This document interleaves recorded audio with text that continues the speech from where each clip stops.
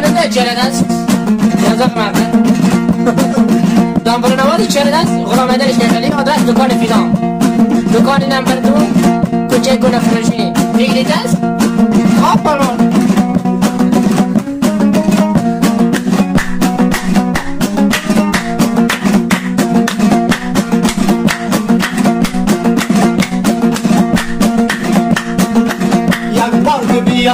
شوخی مستم یک بار بیا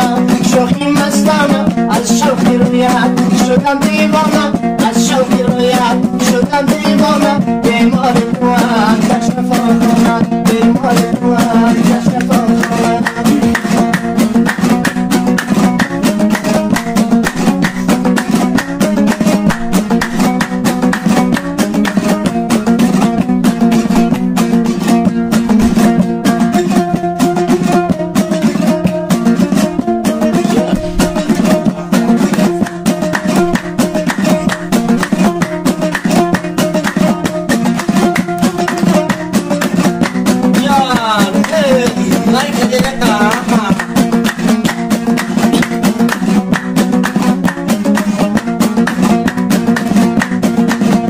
bahar şudan güllara şebnem zede bahar şudan güllara şebnem zede روی سفیدش من غمزده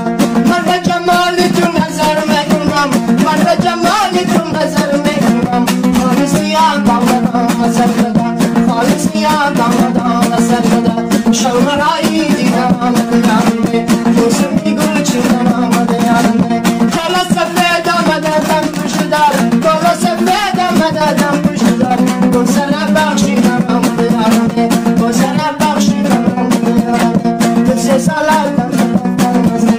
دوسه سالت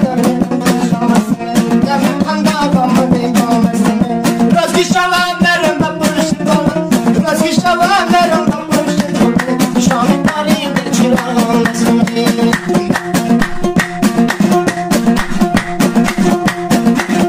توی خانه رفتم که سیلی دویم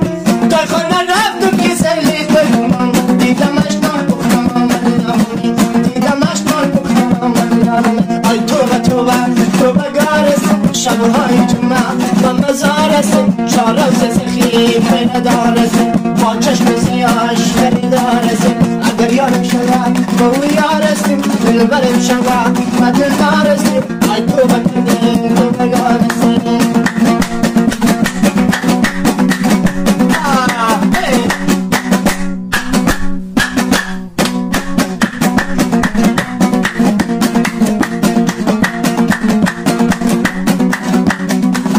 باید کوچه هزار من از برای تو کنم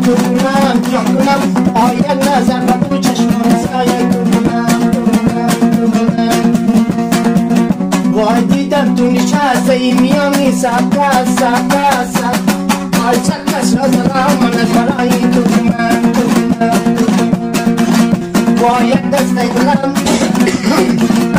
باید دسته دلم در شریخم آبادای جامل یا آبادای وای مرغی دل من همیشه